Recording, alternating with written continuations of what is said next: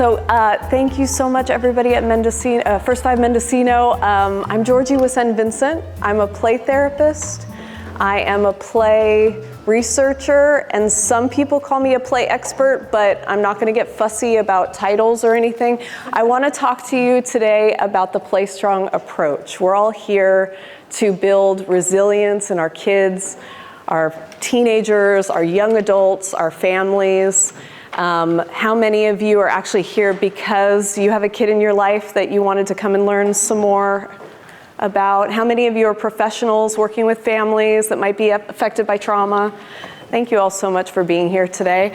I wanted to quickly tell you that part of the reason that I'm here is because of Tina Bryson. She is somebody that I've been lucky enough to collaborate with over the last few years. Together, we have co-founded the PlayStrong Institute. It is a place where we teach adults how to play. We reteach adults how to play, because of course we all played when we were younger, right? Did anybody not play in some way, shape, or form? One of the things that's particular about play that we know is that kids across all cultures play, right? They go through this very sensitive, unique period as they're growing and developing, where play is really the developmental driver. And play can look really typical in many kids. And then we also have kids who have neurodevelopmental differences where their play looks very unique to them and is developing on their own timeline.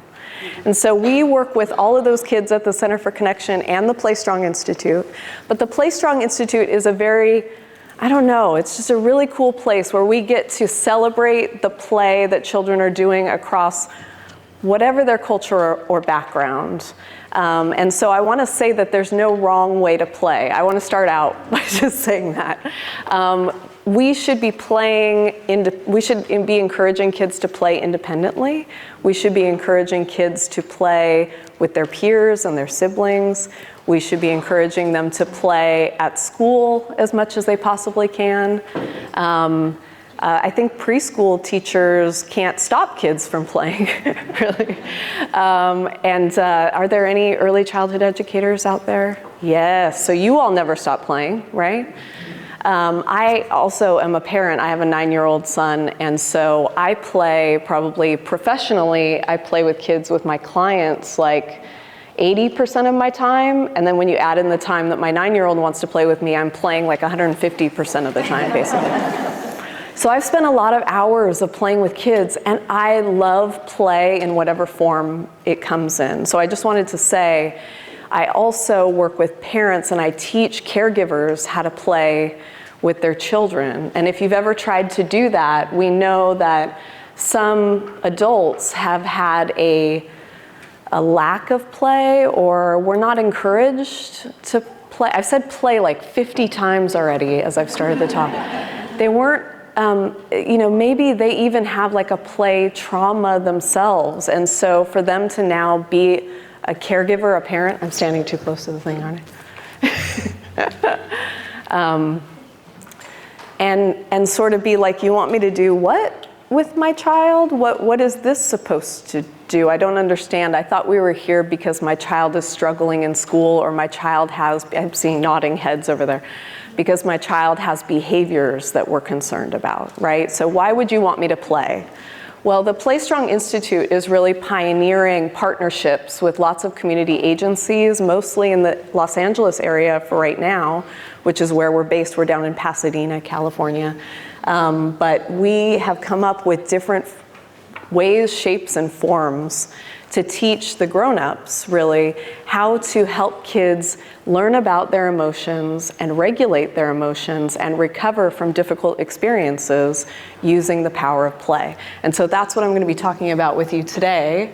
I also just wanted to let you know that, again, it takes lots of different shapes and forms. So not only are we using play therapy, I'm a play therapist, so not only are we using play therapy with children individually, but we're also doing dyadic and family play therapy sessions as well, but we've gone beyond that. So you can't keep us within the walls of the play therapy room anymore. We now believe that if every child had access to parent and child collaborative play, or it doesn't even have to be a parent. It can just be one person. Maybe Tina touched on this yesterday. A child only needs one secure attachment figure. That person that kind of goes, I want to make space for you to be yourself for just a few minutes a day, where you get to be who you are, and I accept you, and I create security and safety for you to do these things that you want to do, these wild, crazy things that kids get up to, in honoring their development, right? So that's what we're trying to do at the PlayStrong Institute. And we've trained recreational workers, we've trained camp counselors, we've trained teachers, early childhood educators, we've trained medical staff, doctors, nurses, and child life specialists. I train a lot of mental health professionals and social workers. You all are you're my heart, that's who I am. And we also are piloting a program right now with 2 sets of Head Start schools down in LA, where we're going to be blending play-based learning into their early childhood curriculum. Now you may be kind of going, why would you need to blend play into early childhood curriculum? That's what it's supposed to be, right?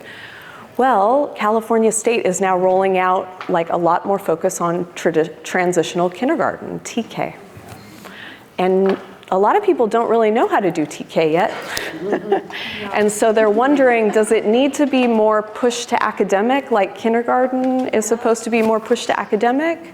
Or what are we supposed to be focusing on? So they contacted us at the PlayStrong Institute and said, can you come and reteach us how to blend play into our curriculum as we open up a ton of new TK classrooms? And so I want to invite you, if you're interested in this stuff and you see like, wow, I'd really like to bring this to my team. What we've discovered is it doesn't cost a lot of money to teach grown-ups how to play, to get them more regulated through the way kids are playing and growing and developing and sometimes challenging us, right? You want to do what? You threw what? Like you pushed who? Well, no, we were just playing tag. Okay, so learning how to go with it and to really be part of the guiding, I don't know, like the guiding principle of PlayStrong can be really helpful in building relationships with children where they feel like, I can do these things, but I can do these things with someone who gives me the space to be me. We're also researching it now. So during COVID, we launched a group where we trained parents over the internet. This group of, I think it was about 14 parents, they were like, please tell us what to do with our kids while we're in lockdown.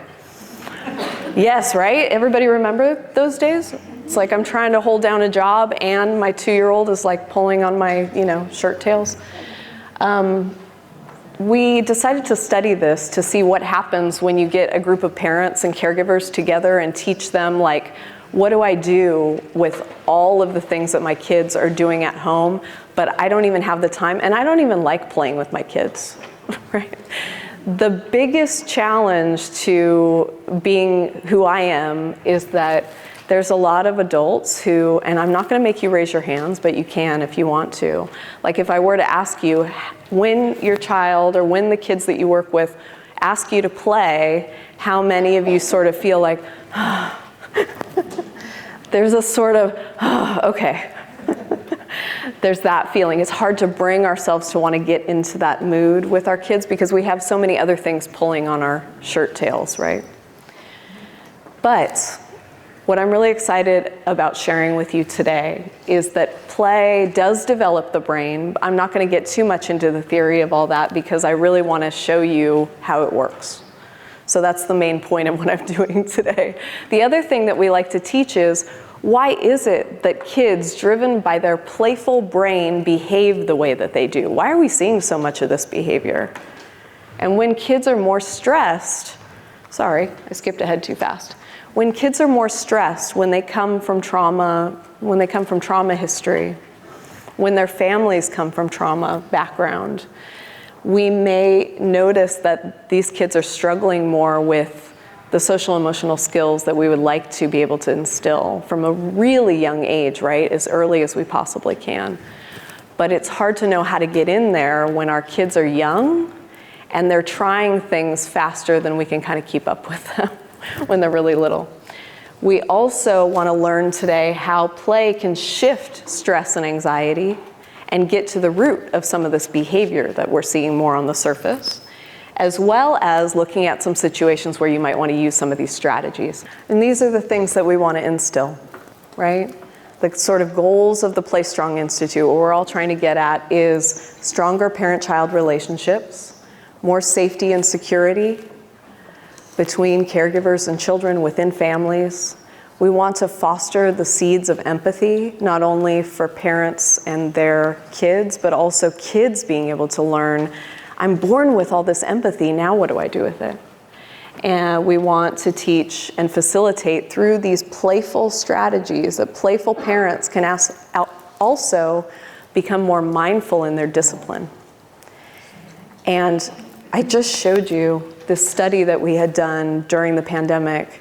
We actually saw statistically significant results on increasing mindful discipline of these parents, like pretty dramatically shifting the way that parents were disciplining their children. So instead of yelling at their kids all day while they're all cooped up at home with nowhere else to go and no other supportive adults sort of able to access these kids at home, they're not going to school every day, mindful discipline actually increased. And the other thing that was so interesting, sibling conflicts decreased. So we weren't teaching kids how to play well together. We were teaching parents how to facilitate peaceful interaction between these brothers and sisters. It was phenomenal. It's gonna make me teary to think about what these parents were able to achieve just learning these strategies that I'm gonna show you today. Because really, it doesn't take a lot of time or money. It doesn't take expensive toys. That's one thing that I want to tell you. If you want to use any of these things that I'm going to present today, it's not rocket science. It's not rocket surgery, as my husband said. It's very simple, intuitive stuff, but it's the way we apply it, and you don't need expensive toys, and you don't need hours every day. The parents that were in our group, they only played with their kids, like in an intentional way. They only played with their kids about 5 to 10 minutes at a time. You know, when your kid comes up to you and says, Mom, look, look, look, look, look. That's what my kid says anyway. Mom, look, look, look, look, Mom, Mom. It's like in that moment, I have an opportunity. And so today I'm going to be talking to you about how to capture and leverage opportunities to make sure that our kids are growing up using every possible resource that we have at our disposal. And it doesn't have to cost a lot of money. In fact, I always tell people, use what you have around the house. Don't go out and buy things. I mean, you can if you want to, but you don't have to. What we're starting with is these caring, intentional, connected moments between the adults in a family and the children in the family.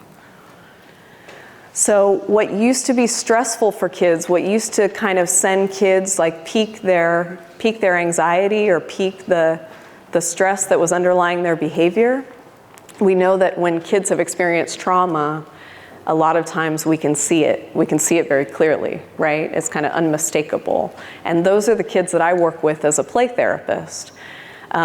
Since pandemic, what I'm noticing in my 25 years in being in the mental health field is that I've never seen kids as stressed as they are right now. And I've never seen so much of that stress coming out in the way that these kids are trying to interact in their environment. They're crying out for adults to like meet them and regulate them and understand what it is that they're expressing, right? And so when we just take like a surface level view of that, make sure my hair's out of the way. When we just take a surface level view of that, we're missing so much of kind of what's underneath the iceberg and why is that emerging right now at this moment in time. So what used to be sort of normal behavior in this green zone, like now we're noticing kids are more often in the yellow zone and the red zone. We're seeing that things that kids used to get over and get through fairly easily, they're struggling longer and they're spending more time in states of dysregulation. And this is putting a pressure on you all, right? Would you say? Like the work is harder, it takes longer, and it takes more of an investment on our part to help connect with the people that are trying to care for these kids. And so I'm here today for all of you, but also all of them. We have not seen sort of a collective community disaster like the pandemic really since 9/11.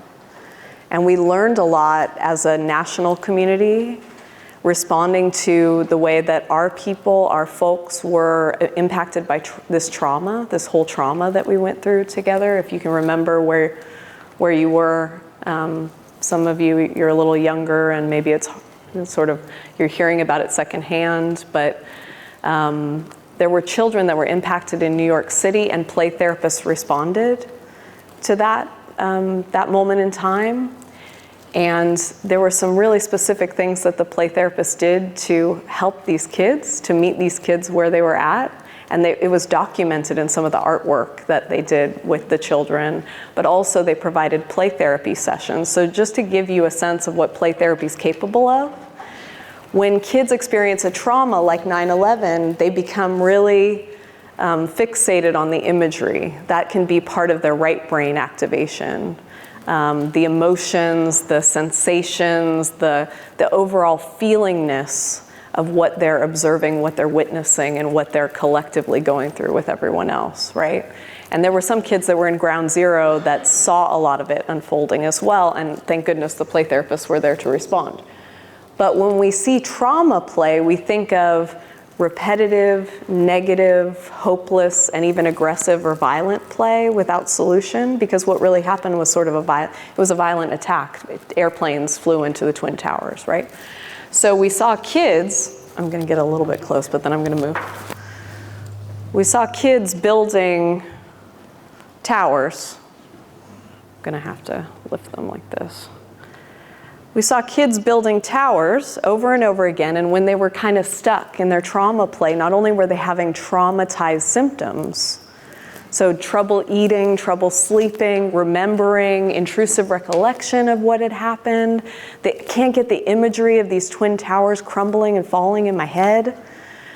I'm finding it very hard to accept support from adults, maybe crying, maybe missing people that they lost in the attacks.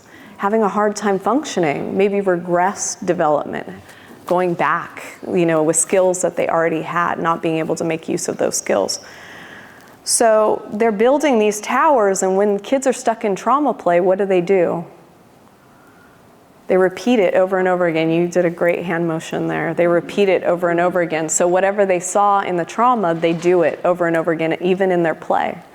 So play is a way that we can see what's going on with this child. We can see a little deeper. We can go beneath the surface. And so these kids, don't worry, these are made out of foam, they would build towers, and then guess what they would do with the towers? Crash them, right? So over and over again, stuck, repetitive, without solution, without positive solution. So the play therapist came in, and thank goodness, we have a set of skills that can help children understand what it is that they're experiencing in a way that doesn't require words. It doesn't require verbal language. Because some of these kids were too young to be able to access the fact that this is now a memory. This is a really scary, hopeless memory. And we didn't even know how to reach them unless the play therapist kind of knew, okay, we're going to use our skills to be able to get in there and do something for these kids. And in this image, now I've lost my clicker.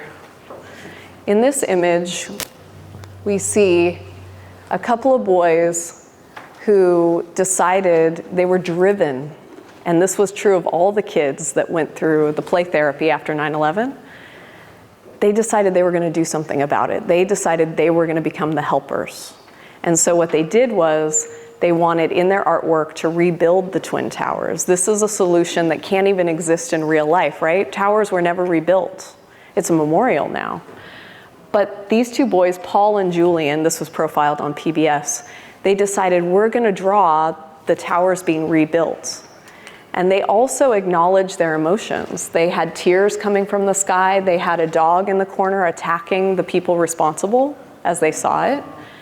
And they also decided, how are we going to rebuild these towers? Well, we could bring a crane, but wouldn't it be more fun if we released all the animals from the New York Zoo and we had dinosaurs and giraffes?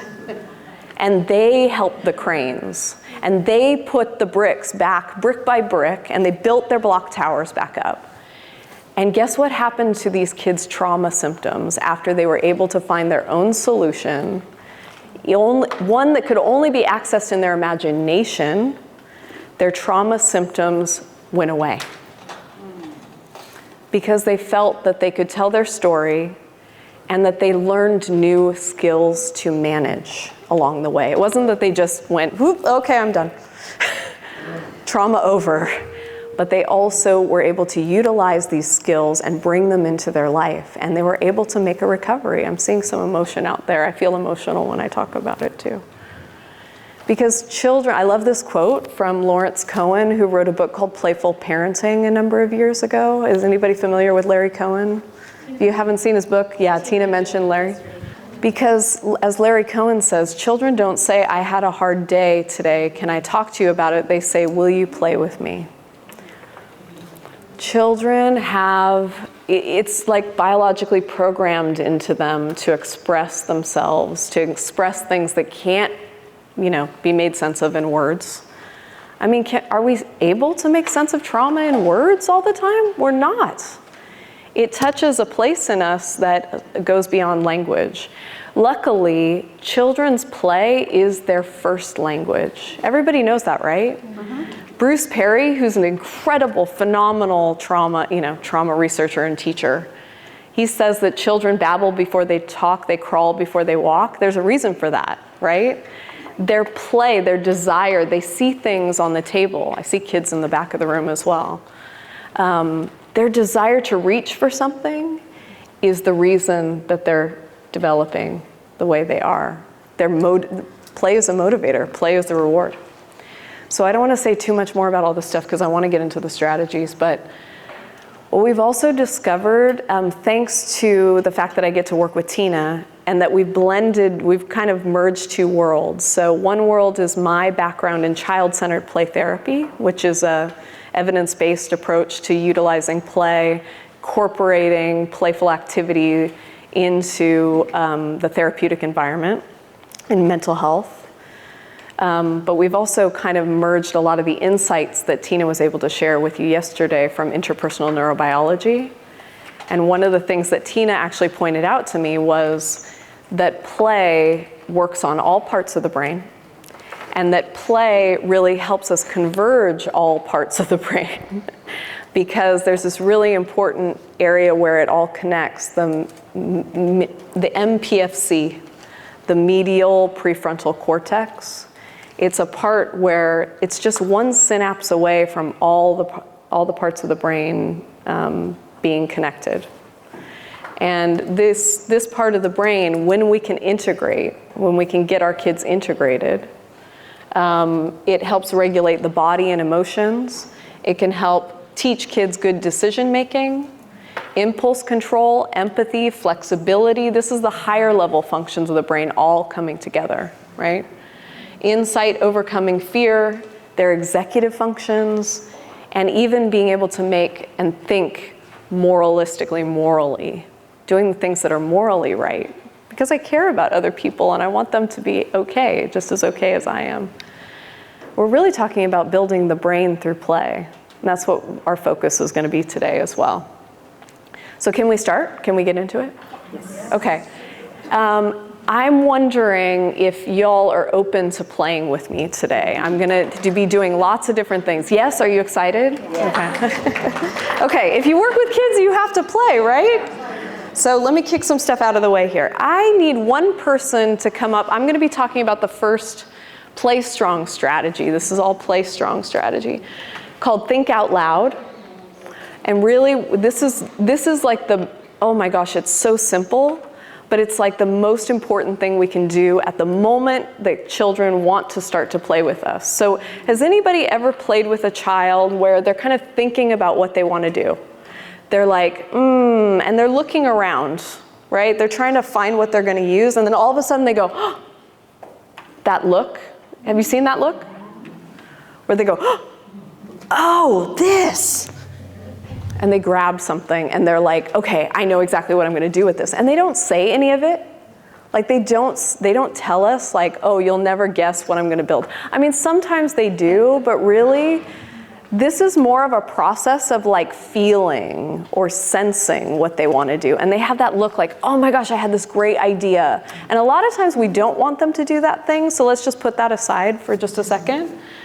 But let's imagine that you're with a child who comes up to this table and they want to do something, they want to build something with blocks. So I was just wondering, can I get a volunteer, especially if you have a kid at home that likes blocks, or you're a therapist who wants to use blocks in your practice or something? Can I get you? Thank you.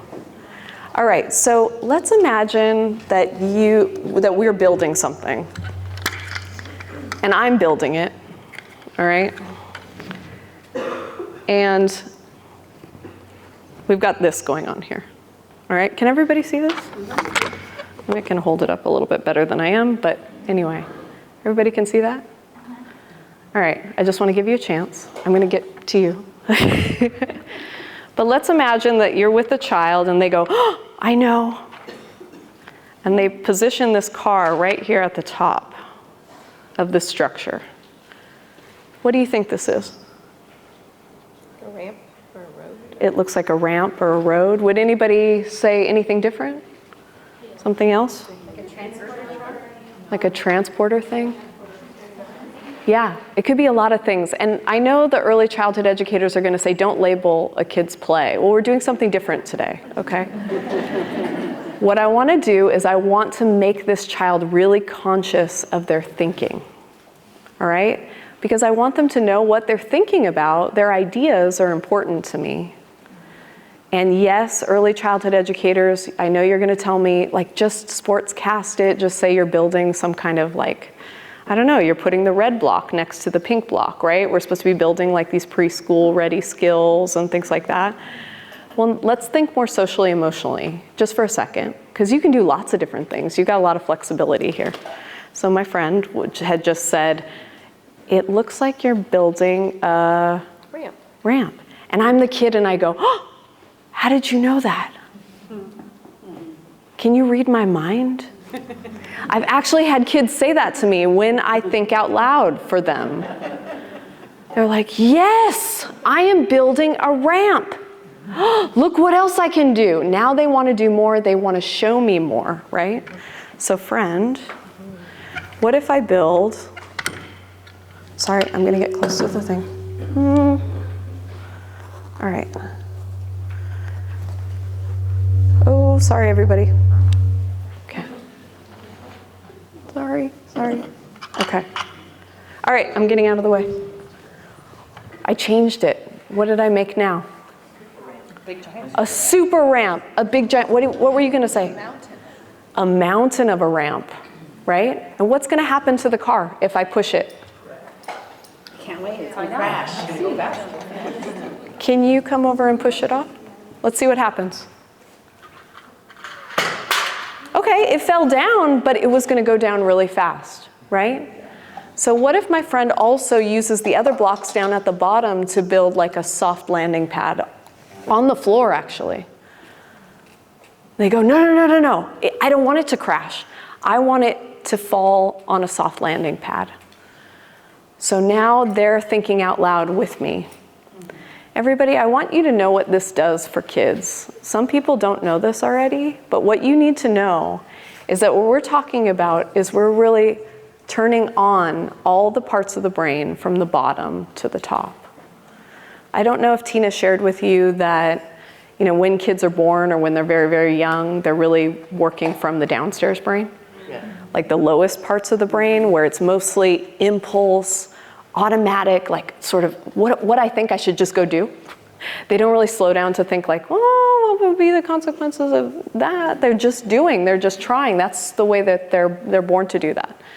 So if my friend builds a landing pad for the thing, but she didn't tell me that she was going to, I can continue to think out loud with her and turn on the different levels of the brain all the way up to the top or the upstairs of the brain when I say, oh, it looks like you don't want the car to crash.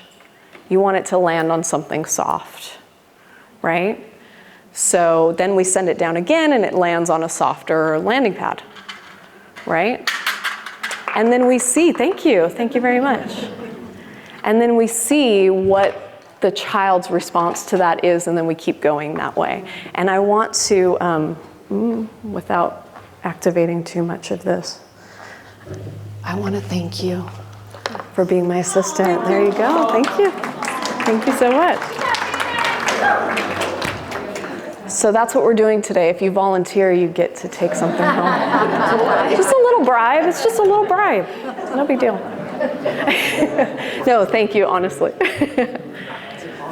So when we do this with kids, and people tell me all the time, like, isn't this just sports casting or parallel talk or lots of different words that we use for this skill? There are ways to do this where we're just kind of repeating back to the child what they're telling us. So if this child is just like, I'm going to build a ramp, and you're like, oh, a ramp. Okay, that's not doing as much for the brain as we could be doing. That's not building as much skill as we could be building. One of the things that we can build is that child's capacity to think calmly. Because those downstairs parts of the brain are the most reactive parts of the brain. If that car falls off and that child didn't want it to fall off, we can see a flare-up really quickly, right? But if that child goes, oh, I didn't want that to happen, you know that I didn't want that to happen, right? All of a sudden, we've got a kid who's thinking calmly because they can now exercise the top parts of the brain as much as they're playing with the downstairs parts of the brain as well. Isn't that amazing? I mean, have you ever really thought of it that way? So I worked with a little boy who, he had a problem. He had a 2-year-old sister. He was 5 years old. Oof. So when he wanted to build with blocks in his house, it was sort of like a one-man wrecking crew when his 2-year-old sister would come in the room, because what would she want to do as soon as she saw him building something like that? Of course, she's curious. She wants to explore just as much as he does. And so she's going to try and deconstruct while he's constructing. And he basically, in an effort to, I don't know, maybe like ruin her life, I don't know what it was, he could not calm the reactive parts of his brain. He had not yet learned how to do that. And so the parents had tried timeouts. They'd tried telling him over and over again not to do that. They tried separating the kids.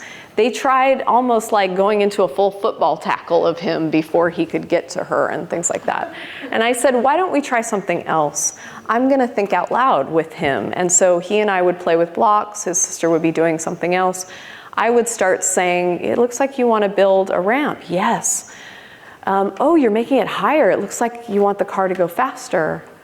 Oh, yeah. Well, now I'm going to create like a barrier, and I don't want the car to go over it, so I'm going to have the car fly over it and things like that. So he would start telling me what he was imagining and what his ideas were. And then all of a sudden, he and I are in communication, and I know that we're starting to integrate these parts of the brain. And we practiced for a long time. And then when his sister would start coming in the room, I'd say, you look worried that your sister's coming in. And then he'd say, yeah, I want to tell her I'm building a ramp. I was like, oh my God. That's the first time he could ever say what he meant instead of react and attack her. So that was huge because we'd use think out loud. So I want to say there's so much potential in something so simple. But what we don't want to do is repeat, like parrot back to the child what they just said. Don't do that. They hate that. Or a lot of kids hate that. Younger kids are more tolerant than older kids around that. But if you can give the child the idea that you can see into their mind, that's everything. Because kids just really want to be seen, right? That's part of the reason why they want to play with us, is because they want to be seen by somebody other than just themselves building this block tower alone. Okay? It's an opportunity for love and connection to unfold. And so Think Out Loud provides the love and connection, but it also provides an opportunity to teach your child through little tiny doses over and over and over and over again how to stay calm while they're communicating with another person. Okay? Because it's not just about me doing it, it's about the child learning how to do it as well. All right, everybody got that one? Cool? That's number one. We're done with number one. Okay, let's go on to number 2. Where is my clicker? Oh yeah, I kept it over here. All right, here's the next one. What percentage of kids' communication is verbal versus nonverbal? Does anybody think kids mostly communicate verbally? No one? One guy in the back, thank you. How much of kids' communication is nonverbal? Does anybody know? 150%? Yeah. Maybe? Yes. So most of the time, they're reading how we look rather than what we say. Yeah? So it's really, really important if we want kids to feel attuned to, we're talking about attunement now, how to convey that we're attuned to a child and connected to them. We need to be able to switch on something called mirror neurons. So mirror neurons are when I do something and you recognize, oh, I know what that means. I've done that before. I've felt that way before. And your mirror neurons get switched on too. So let's try it together. Everybody mirror me. I'm going to say, yes! Yes! Okay, you feel pretty good, right? What if I say, no? You're not feeling so good anymore? What if I go,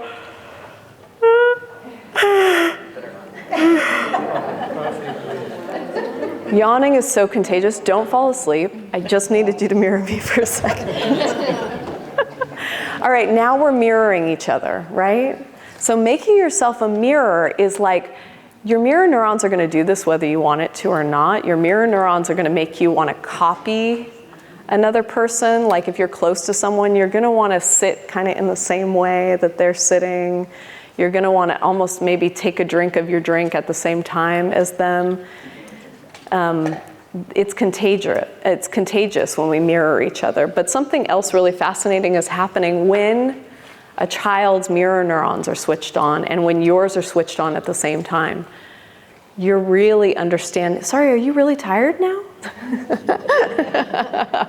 I'm sorry, I'm gonna speed things up a little bit. We feel that we can empathize with another person when we mirror them. When somebody's mirroring some aspect of what we're doing, bless you, that we feel like we're fully understood and that we are being empathized with because they're mirroring us. And this can happen in children's play as well. So when a kid comes up to me and says, hey, do you want to play with me? And I go, okay. What do you want to do? Am I mirroring them? No, not really. But kids are like, no, really, it's going to be fun. Like, please mirror me, right? They're really asking to be mirrored. They want you to empathize with what it is that really inspired them in this moment, right? Now, I know you're not feeling that way. Most of us are not really feeling that way, but actually mirroring can get us into that mood pretty quickly, actually. So I just want to try mirroring each other a little bit for just a second. And I have an activity that will start us mirroring in just a second. But before we do that, I just want to take a second to not mirror each other and see how that feels. So for just a second, just for like maybe 15, 30 seconds, can you turn to the person next to you, just find a pairing, and one of you tell the other one a very quick story of something incredibly interesting or funny that happened to you in the past few months. And I want the other person to keep a completely still face. Okay, try to do this. All right, do not show any facial expression whatsoever. It's a still face. Okay, who actually was able to give the still face? I really want to know, was there a pairing where the still face, they couldn't do it at this table at all. But like, who could do the still face? And the person that was telling the story, I want to hear what it was like for you to tell this incredibly fascinating story to someone who looked bored out of their mind. Over here? Right here? Did you have that experience over here? Yeah, what was it like to tell the story to someone who was very... I felt like the story came out more disorganized because I wasn't getting any feedback Yes. Should I be, should I emphasize this, or should I keep going? Yes. You get thrown off. Yeah. It's dysregulating to be with someone who doesn't mirror you, right? Did anybody have a different experience? Yeah, here. Well, I kept looking at her for eye contact and she was looking down, and then eventually it just made me look down and want to stop talking. You want to stop. Like, oh, she's not. So you start disconnecting from yourself and the other person. Painful not to be heard. It's painful, right? This is, by the way, oh yes, let's go over here. I'm kind of fascinated by how well he was doing. He's really good at it. He's so good at it. So maybe for some of you, you were going to work a little harder to get the person's attention. Yeah? How many of you felt like, I'm going to do whatever I have to do. I'm going to be a little smilier. I'm going to try and add details that didn't even happen. Right? She did. At the end, I did. You were like, what does it take? I don't know. There was all kinds of stuff. At the end, when the guy went up, that was like, when you looked down, I looked down. And When then you the guy looked, went up. yeah. He was adapting. So either I have to disconnect or I have to try a heck of a lot harder to get connection with you. And so when I hear adults saying, yeah, this kid, they just want negative attention, I go, I wonder how much mirroring is happening in this situation. So let's work on mirroring together, okay? Let's have a different experience, because I hate leaving people with this still face experiment. It feels horrible. And I apologize that I had to put you in that situation. Can I get 10 volunteers up here? Pretty quickly. Just come running up. If you don't get chosen, if you don't get up here fast enough, you can do the next one.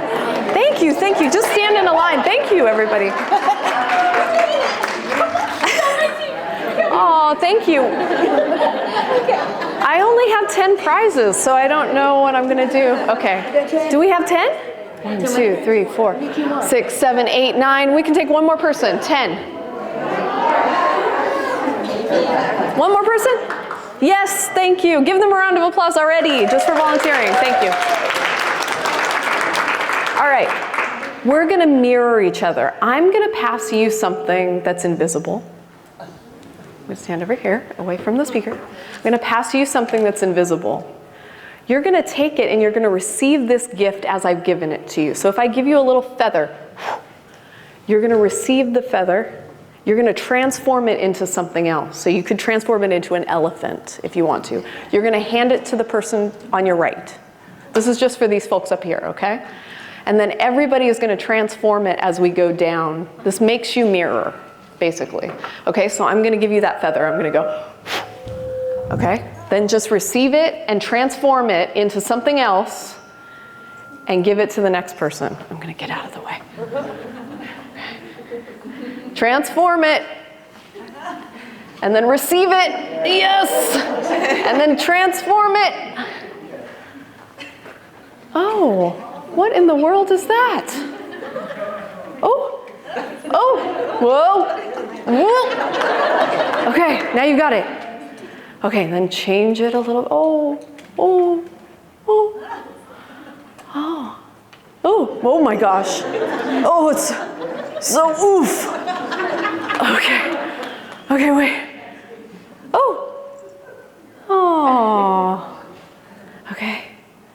We've got it. Oh my goodness. Oh, take that. Be careful.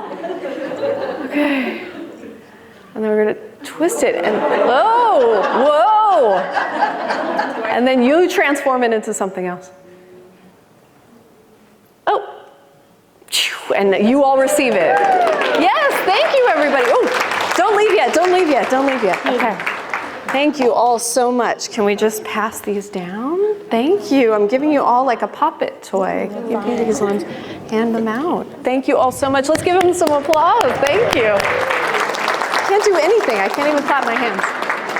Thank you all so much. Thank you. Thank you. Have you all seen Pop-It toys? These are amazing fidgets. Yes. If you have a kid that's a little fidgety, or a grown-up in your life that's a little fidgety, or you do a Pop-It toy. How did it feel to do that mirroring? Or how did it feel to watch that mirroring? So fun. That was so fun, right? Your brain is going the whole time. You're like, okay, what's coming? What's going to happen? Your brain is going the whole time. Yeah, exactly. There are parts of your brain that are actually built to reflect. They're built to not think about it. To not think about it in a sort of conscious way, but you're thinking really hard anyway. And that's because we're still trying to integrate all these parts of the brain all the way up to the upstairs brain, okay? So even though we're doing something that's very nonverbal, it's something that actually builds in higher intelligences and empathy at higher levels of the brain. So all of you up here are like emotional geniuses because you were able to do that so well. People who are better at mirroring tend to be higher in their scales of empathy, I will just say, right? People that sense that now is a good time to mirror another person and to mirror their emotion in a way that you can both resonate with tend to be a little bit higher in emotional intelligence as well, right? That's what we want for our kids, right? How many times do we wonder about a particular child that we're working with or that we know? It's like, why do they keep trying to pull that dog's tail? Why do they keep messing with their brother in the backseat of the car? They know exactly what's going to happen and how he's going to feel about that. He's going to poke him right back, right? Why does my baby keep messing with that tendril of my hair when I'm trying to nurse? You know, like that same thing. So babies are hardwired we're all hardwired to have tons of empathy even by the time that we're born because we'll respond to another newborn's cry with our own cry. Isn't that amazing? Mm-hmm. So we're all capable of it. But sometimes we need mirroring in order to show it. So whenever I work with a child who is it's a little bit more difficult to peel things back and really reveal that empathy, I spend more time mirroring that child. So let's work on it together. I'm gonna do an action. I'm probably gonna turn the microphone off for this. And I just want you to mirror either my body, my face, or my voice. You don't have to get up. You can just do it in your chair, okay? I'm gonna turn this off. As I'm doing it, I want you to do something with your body, face, or voice that mirrors what I'm doing with my body, face, or voice, okay? Everybody do it at the same time. I'm gonna turn my microphone off now. Ready? Pretend I'm bouncing on a trampoline. So let me switch. Okay, now I'm gonna do it.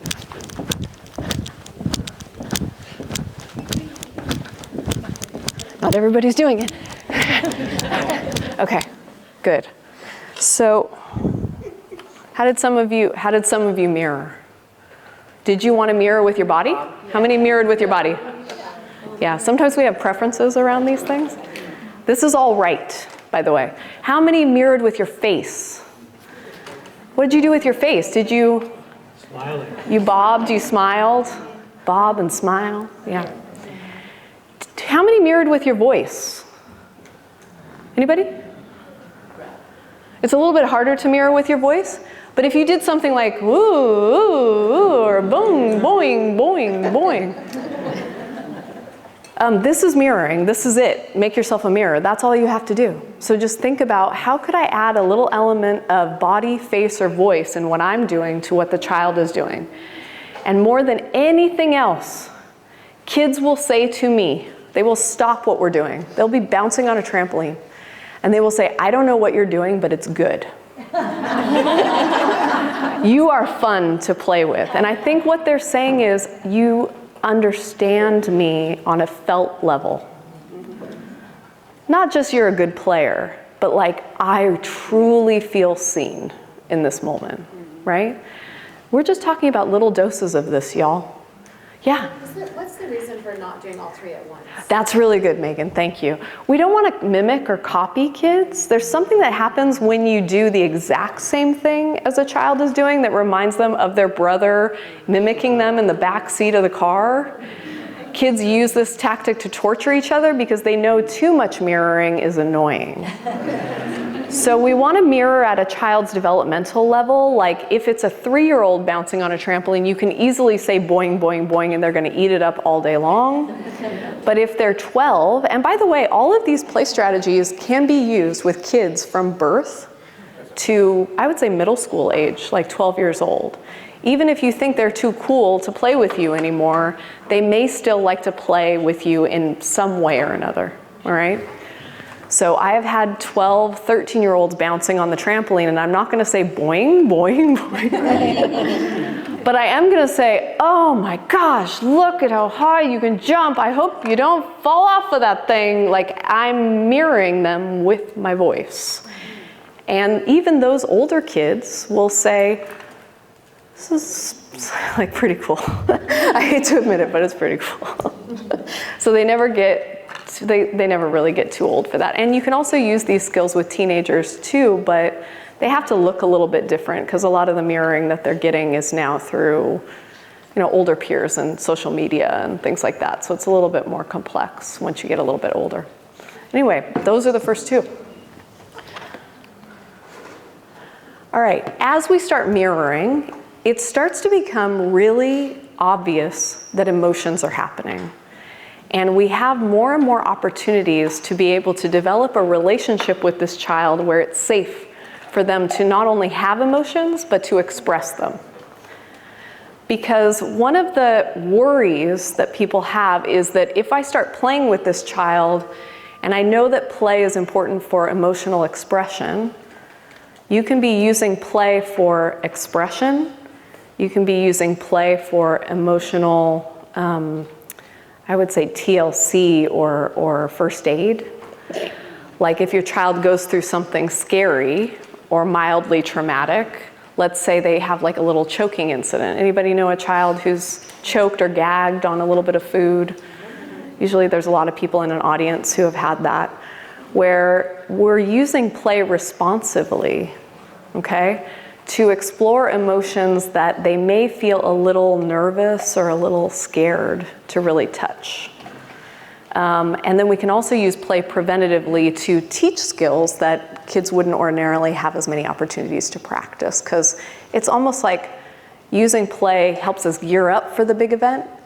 Like, I'm going to have a lot of demands on me when I go to school, so I better practice these things while I'm just playing, where there's not a lot riding on this. I can just, be a little silly, be a little goofy. It's all fine. It's all safely contained within the play, right? I'm not going to get in major trouble for any of this.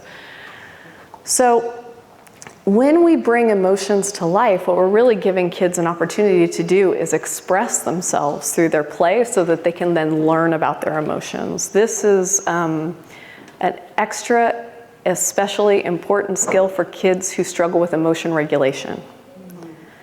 And I think there was a report that came out recently or something where it was indicating that some kindergartners in this county are struggling with emotion regulation skills.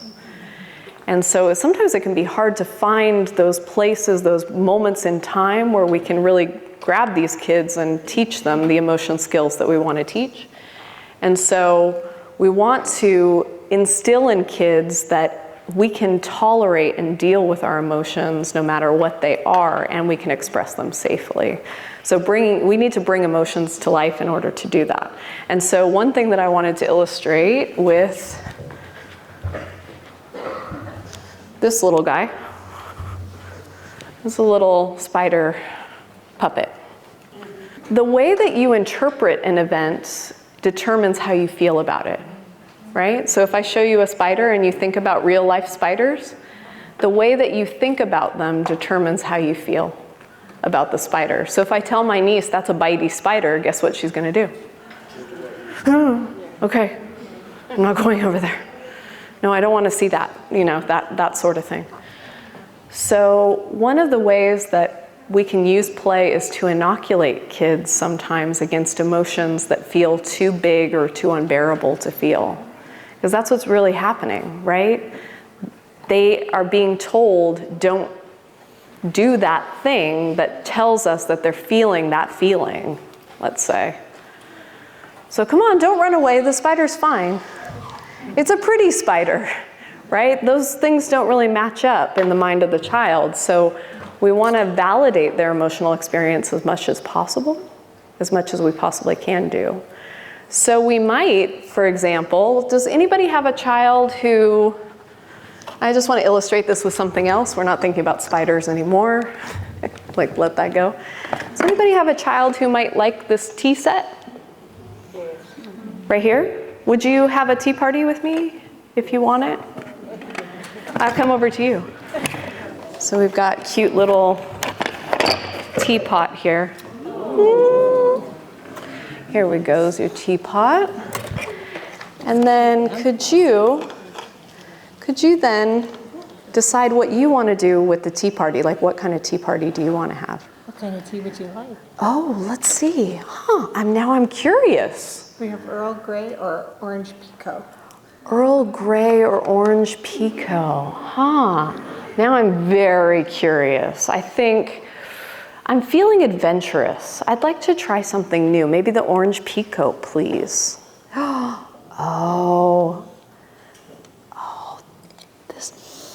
That makes me happy. Oh, I love the smell of that. Okay. Ooh, that was hot.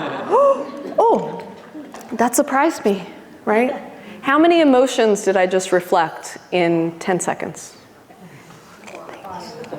5. This is an opportunity to increase the surface area of how kids are seeing emotions playing out, to make emotions okay to feel and okay to talk about at any given time, right? We're bringing the emotions to life. So thank you very much. I'm very excited you get to keep this. Oh, I'm so excited. Yeah. Can we give her a hand? Tea party every day. Ooh, the teapot also plays a little tune, or it makes the sound, the steamy sound, if you open the lid. It's plastic and it's cute. It's cute, yeah. Because sometimes the plastic isn't. Yeah. So look at how many times we can touch on emotions with this. So we want to touch on both positive emotions and negative emotions when we bring emotions to life, and you can do that as a character or as the narrator. So in that bit of play with the tea set, was I the narrator or was I a character? I was a character because the child invited me, or I kind of invited myself in a sense to play with her. I asked her to invite me. I get to be a character where she's giving me an experience and I'm reflecting back what the emotions are. And what this type of play actually does, everybody, is it gives kids an opportunity not only to see easy emotions, but to see difficult emotions and how to play around those emotions as well. How to regulate themselves while they're feeling something that might be incrementally more difficult, right? So that by the time they get to the point of like, oh, honey, you did have that choking incident, and now you're pretending every time we go to a restaurant that somebody's choking. Like they replay, just like the kids in 9/11 did. They kind of replay. I see nodding over here, like maybe you've seen that before, where kids get stuck on something if they haven't been able to figure out why it was so scary, or that experience is now living in their body and they don't know what to do with the feelings that come up in their body when they think about it or they remember it. It's kind of how trauma works, right? So, being able to do things, yes? I just wanted to say the 2 little girls that used to every day, and now they moved into another classroom, but every day they were the last 2 to get picked up. And the teacher would sit and we would play the tea party. Yeah. Every single day. Every single day. It was like their special thing, like they knew, Yes. that they were last, that they were going to get to sit and play the tea party, and it's gone on to the next classroom. Yeah. In a different way. Yeah. Because they're not the last. They all get picked up at the same time at that, and then in the new classroom. But Yeah. when they're stressed, I see them go over to the house area and then they'll play. Yeah, we see how kids are drawn to their first language when they're going through something stressful, but also thank you for being a PlayStrong adult who really recognized the value of creating that sort of consistent space for them while they were just, hanging out after school. Oh, it just like, does any of this bring up memories for people of people that may have played with you when you were young or just took that extra second to be with you. For me, it was my grandmother. She created a house where I was allowed to explore and use all of her old crap, basically. Like I'd put on her nightgowns and walk around the house pretending to do these things, or I'd create like an island we lived in under the dining room table with the tablecloth being our tent, things like that. That's why it doesn't have to cost a lot of money. I'm giving away these toys to you, and I hope you take them and use them with kids that you know, but you can do it out of anything. And one kid that I played with a long time ago said, my favorite kind of play is when I can make something out of nothing. That's what we're really doing, right? Did you have a comment? So oftentimes that we do have a lot of those the materials that we purchase, but most time that what our children's passion is about the boxes. Yes, the cardboard boxes. Cardboard boxes, and then the other day said we're collecting all those small and big and the medium size, and then they decide to make a castle. Yeah. And they're having fun. So that's open-end material, and they create and Yes. the joy that they are having. And they're using so many different ways to build those, using those to recycle. It's amazing what they can do with something as simple as a cardboard box or different sizes of cardboard box, right? So if you're thinking about throwing out the trash, wait before you do it and see if there's anything that you can like confiscate, like grab it and save it. I'm also thinking about how these memories build up in a child's mind, that they are grand memories for children. When you think about somebody who played with you, or a sort of like a magic place that you used to go, maybe a family member's house, if your house wasn't that safe, if that wasn't a place that you could play, but there was a place like maybe, like somebody's backyard, or maybe a park down the street, or maybe your teacher's classroom or something, where you just felt like this is a place where it's okay to be who I am. That's really what we're talking about cultivating here at that, forget all the technical skills. That's the people that I would love all of us to be able to be for these kids. And in that sense, this is a great time to do it. Can somebody play hide and seek with me in this room right now? Would you be willing to play hide and seek with me? Okay, don't come up here. Just stay where you are. Just stand there for a second. Just stand up for a second. Sorry, I'm a very bossy. I've been bossy since I was little. I'm the older sister. If my younger sister was here, she would tell you. But we work together as well, so it's really bad for her. So what's your name? Soraya. Soraya. Okay. Soraya's gonna hide in just a second. And the reason why I want her to play hide and seek with me is actually because foster children play hide and seek at a higher rate than any kids I've ever seen in my life. Does anybody know why that is? Hide and seek is like this classic everybody knows it game. Yeah. Maybe because they want to know or keep getting the information that they're important enough to come and seek. Yeah. Am I important enough that you'll keep coming to find me no matter how long it takes? Am I wanted? Will you keep looking for me? Gives me the chills. So Soraya's gonna hide. I'm gonna turn my back and count to 10. That might be enough time. Yeah. Soraya, I see you already looking around for where you're gonna hide. I'm watching your eyes. I'm watching your eyes about where you're looking, because we can tell things about kids that they can't tell about themselves. So I already know where she's gonna hide. No, I'm just kidding. I don't know where she's gonna hide. But I've played hide and seek maybe 1,000,000 times with kids, and maybe 1,000,000 times more with foster children. And so I want to say that this is an attachment game, everybody. It is quite possibly the most powerful attachment game after peekaboo. You disappear and we're separated, and then you come back. Okay? So now don't go playing with every kid thinking, oh my gosh, hide and seek, it's like the biggest, most powerful game ever. I have to get this right. There's lots of different ways of playing hide and seek, and every child will play it differently. Every adult will approach it differently.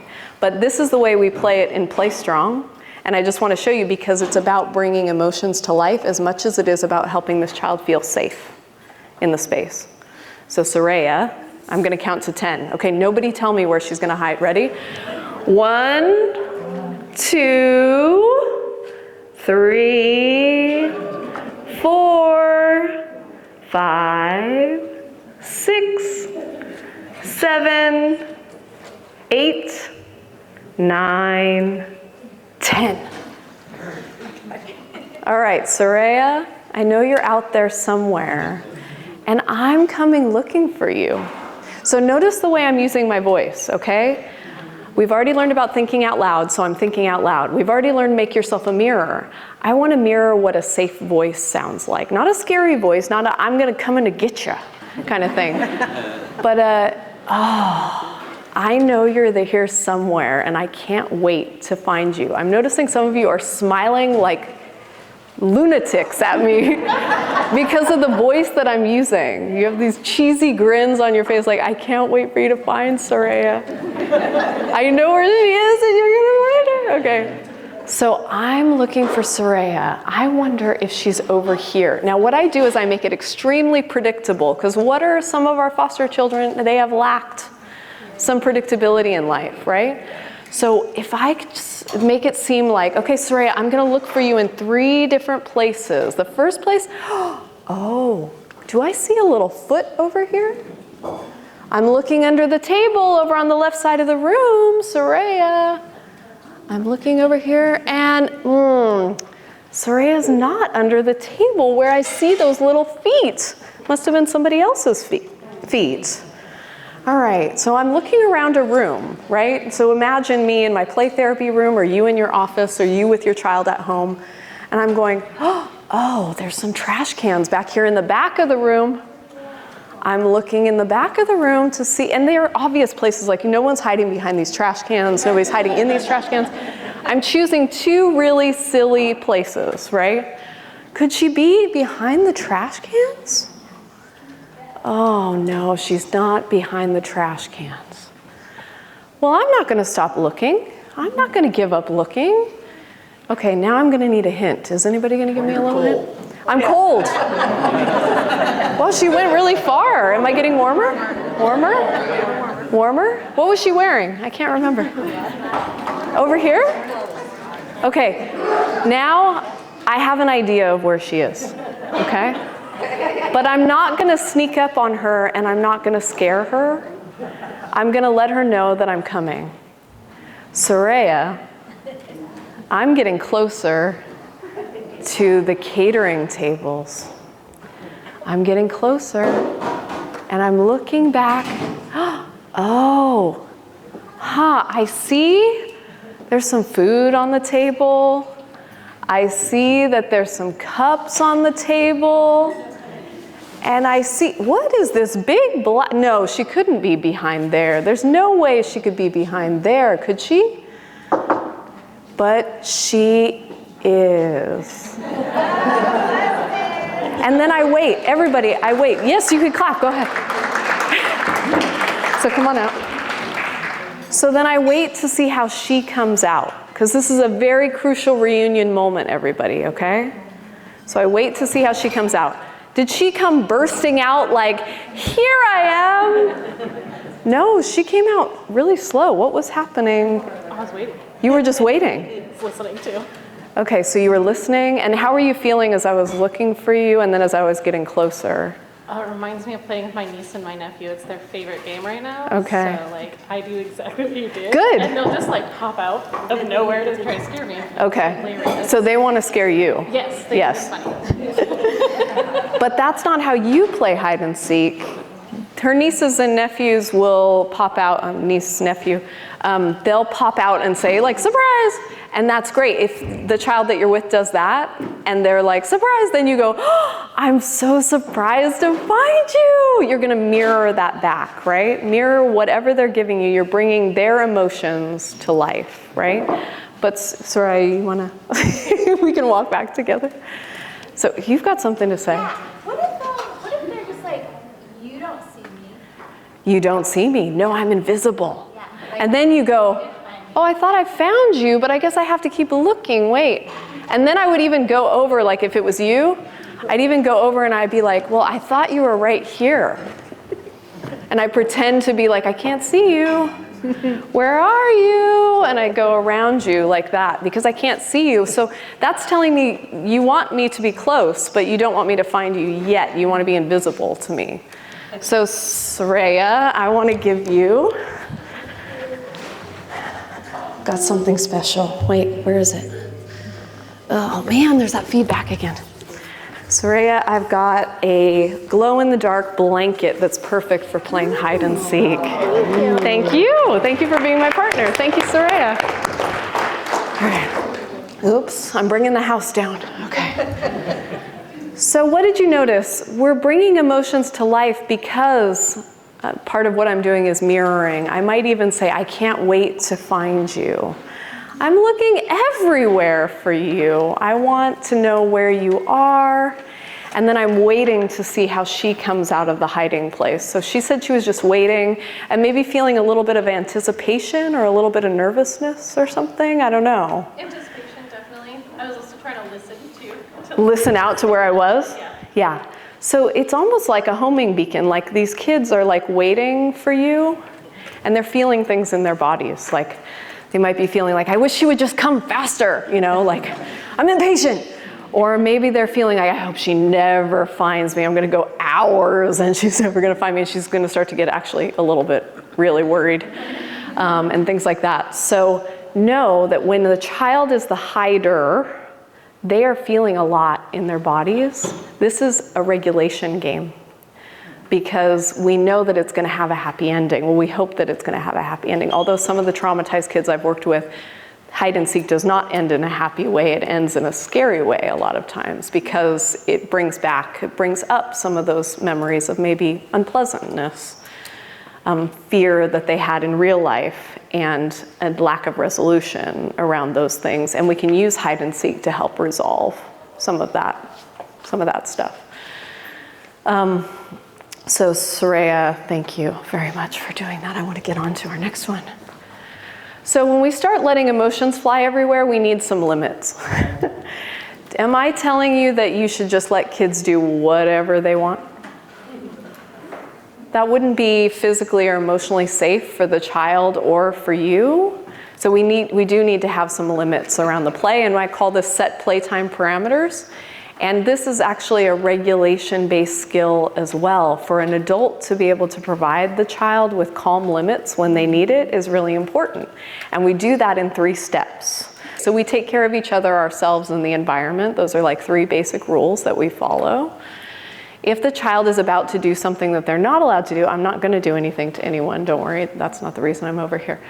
If they're about to do something they're not allowed to do, then we would kind of give them 3 steps. And that is, we would try and turn a no into a yes if possible by using like a think out loud you statement to start with, then explain the limit briefly without shame, because kids are just born to try things. They're testing limits for a reason. And then try and share 2 choices that gives them the opportunity to get back on track rather than just stop them in their tracks. What happens if we just stop a child in their tracks when they're really excited to do something? They shut down? Yeah, I heard that. Sorry, I'm just grabbing something.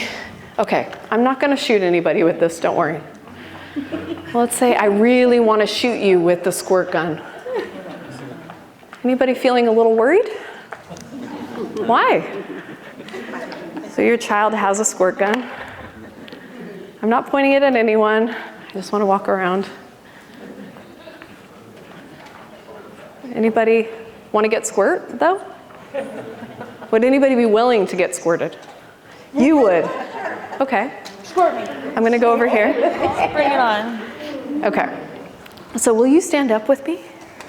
Thank you. Would you stand up there? Thank you. All right. So I've got a squirt gun, and I'm pointing it straight at, what's your name? Tina. Tina's face. Okay, just like that. All right, Tina, are you ready? Yeah. Okay. I was like, yes, yeah. All right, let me get locked and loaded. Ready? Yeah. Steady, go. Okay. Thank you, Tina. Stay there for just a second. Sorry, you're not done yet. Okay. What if this was a real squirt gun and you didn't want to get squirted in the face? But you also don't want to stop a child with a hard no, because kids will, I heard some people say, they're going to push back, they're going to wait until your back is turned. I'm just saying this now. They're going to maybe argue with you, or they're going to do it anyway, possibly. So one way that we can turn, I was about to say a no, but instead of saying no and turning it into a yes, then I might say, oh, Tina, you take the gun now for a second. You're the kid. Tina, I know it would be really fun to shoot me in the face. But my face isn't for getting wet right now. So I'm just stating the limit in a very non-shaming way. This is something that a lot of adults struggle with because we're bound to say something like, what are you doing? Like, put that down. That's not for aiming at people kind of thing.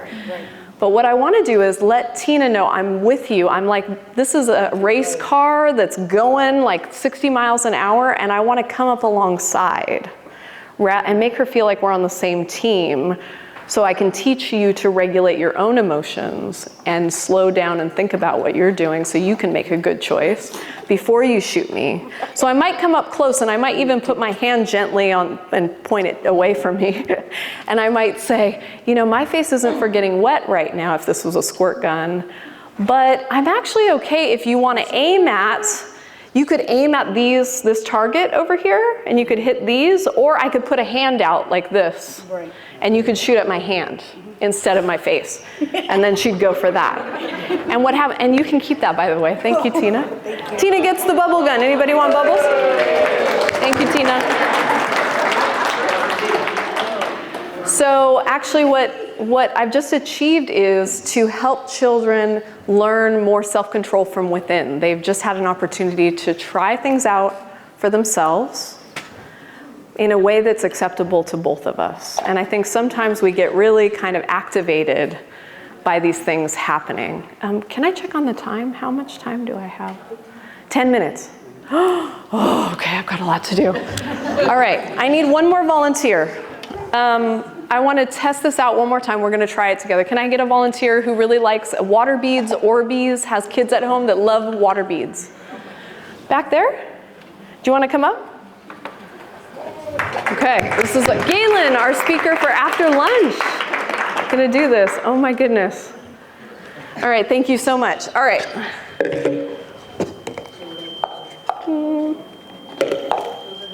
Why do kids test limits, by the way? Does anybody know? To see where the walls are, because they're trying to find out how things work a lot of the time. Are they trying to get in trouble? No, they don't want to get in trouble. By the way, everybody, these are called water beads. Has everybody seen these? Yes. We'll pour them out. I've got a giant container of these. So they're really, really cool. And I have a whole thing of them. So basically, what I want to do is Dad, will you hold this? I'm the kid.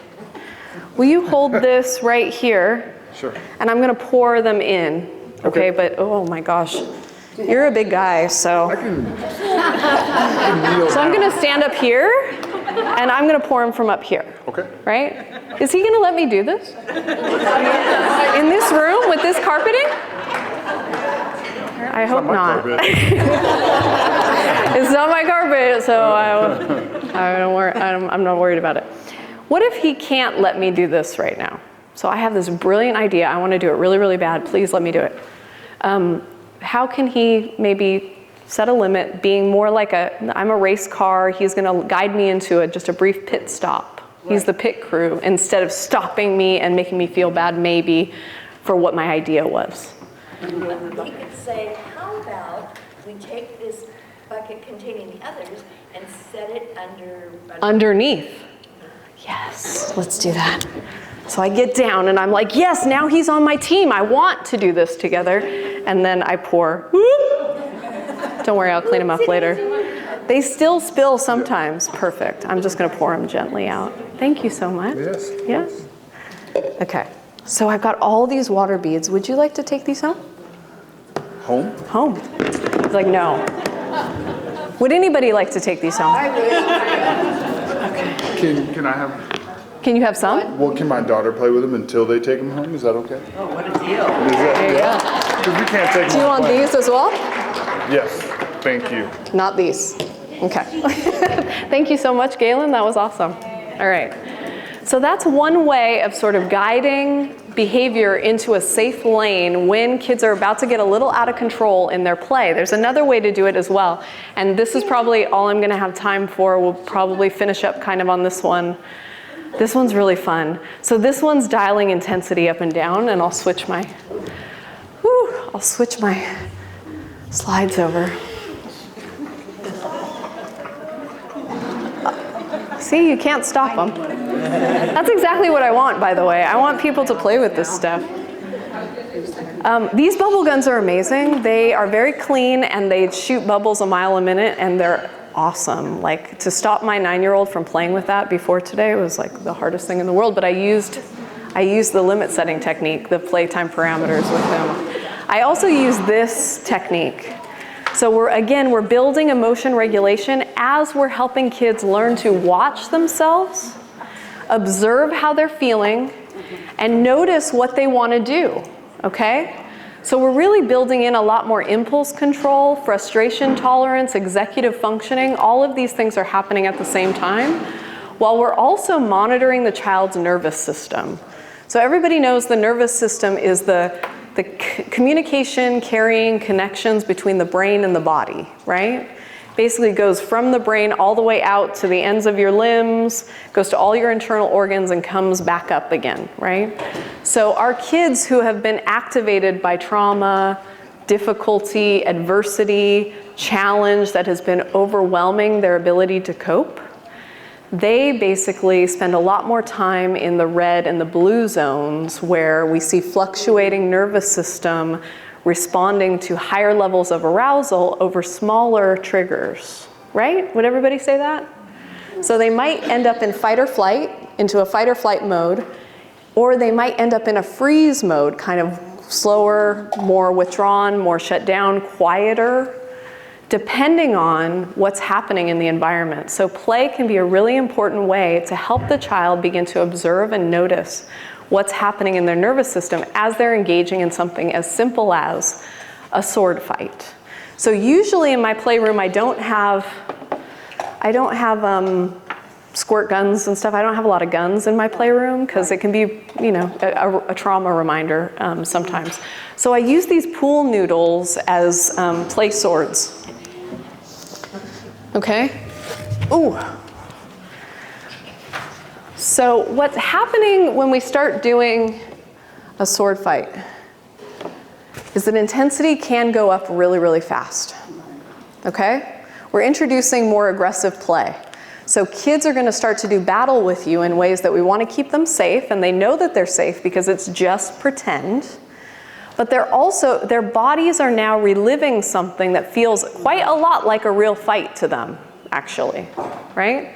So having some aggressive but safe play in your office can be a bottom-up strategy to help them learn to observe and notice what's happening in the nervous system, and then, almost like a giant old-fashioned thermostat dial, you can dial it down or up depending on what's going on, because they're about to do something they're not supposed to do because they're getting too revved up in the red zone, or they might even decide that they're going to die or pretend to be killed in this battle and maybe go into the blue zone. So you're seeing varying levels of intensity in the play, all right? So will somebody come up and have a sword fight with me, and I'll illustrate how we can dial intensity up and down instead of just setting a limit. Oh my gosh, somebody over here? I will do that. Do you want to play this? I will play with you. Over there? Okay. All right. Okay. So are you going to be the kid or the adult? You're going to be the kid. Okay. All right. So what are we playing? Like what's the fight about? We're gonna battle. We're just going to battle. Okay. So what I do is I stay low at the child's level, right? Yeah. You're rearing to go, I know. I'm going to stay low at the child's level. I'm going to stay with her and give her the upper hand, right? So what happens if I take the upper hand and I start beating her? Her nervous system goes way up to the red zone really fast. And she has no choice but to go either red zone, fight or flight, or blue zone, right? So I want to keep her as close to the green zone as I possibly can. So here we go. Okay, ready? Okay. All right. All right, and I'm mirroring her a little bit as well. Okay, ready? All right, so then we start. Okay, go. Okay. Go. We're really doing it. Okay. We're really doing it. Okay. Okay. Oh, okay. All right, so you're going high. You're going around. You're going Whoa, I better be ready. Okay. Oh, okay. All right. So we're going at it, and she starts hitting hard.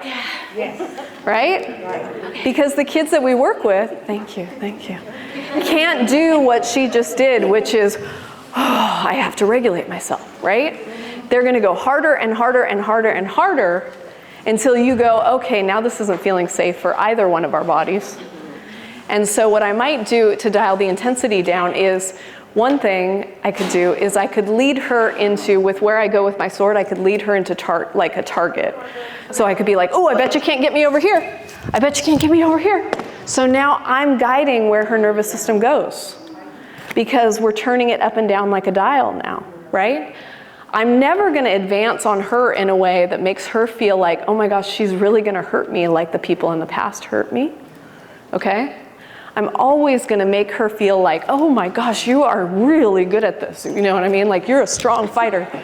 And I might even throw in some fancy things, like if that doesn't help regulate her, so bring her back down a little bit. You should do that. So you should keep hitting, just keep hitting hard. So if that's not working, I might go, oh, hang on a minute. I'm going to have to go down to medium. Medium is a magic word in this situation. I want her body to feel in her sensory system what medium feels like. So I'm going to say, just a second, what's your name? Amanda. Do you know what medium feels like? Nope. Okay, can I show you? No. I don't think I do. Can I show you what medium feels like on your body? So just right here on your arm? Yeah. I'm not going to hurt you. I'm just going to show you that's medium right there. So I give her the sensory feedback, everybody. How many times do adults tell kids, not so hard? But they have no flippin' clue what that means. And how often do you tell a kid, gentle hands? Still no flippin' clue what that means. And I'm not at gentle, I'm at rough. I can't go back down to gentle right now. That's not how they're built, everybody. So we're kind of setting kids up to fail with some of this stuff. But she keeps coming at me hard. Okay, so she's hard? still, Okay. Yep, so I said medium, but you're still coming hard. Okay, yeah. So then I rear back, I grab a pillow.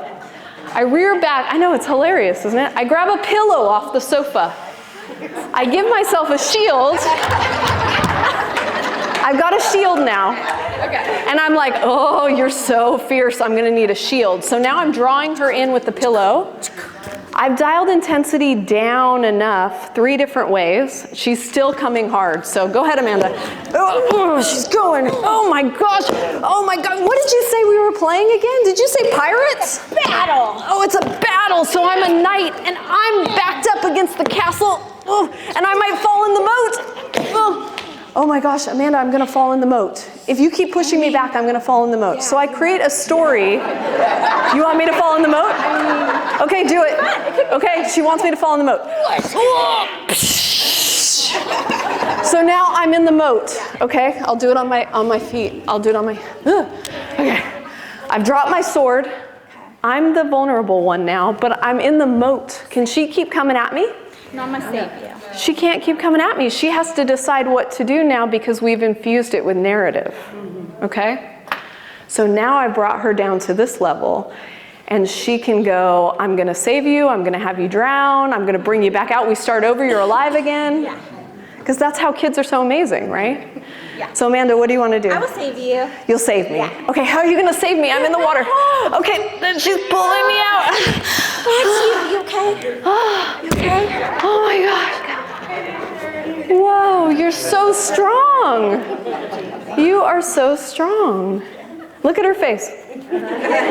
Amanda, thank you. I want to give you something. Thank you, Amanda. Give her a round of applause. Amanda, you get the big alligator. Yay, isn't she great? Oh my Thank you. Thank you so much. All right.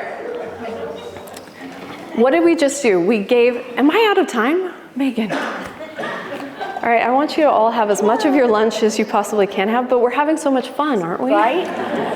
All right. The last thing that I want to leave you with is actually to tell you that a lot of these strategies are what we call bottom-up.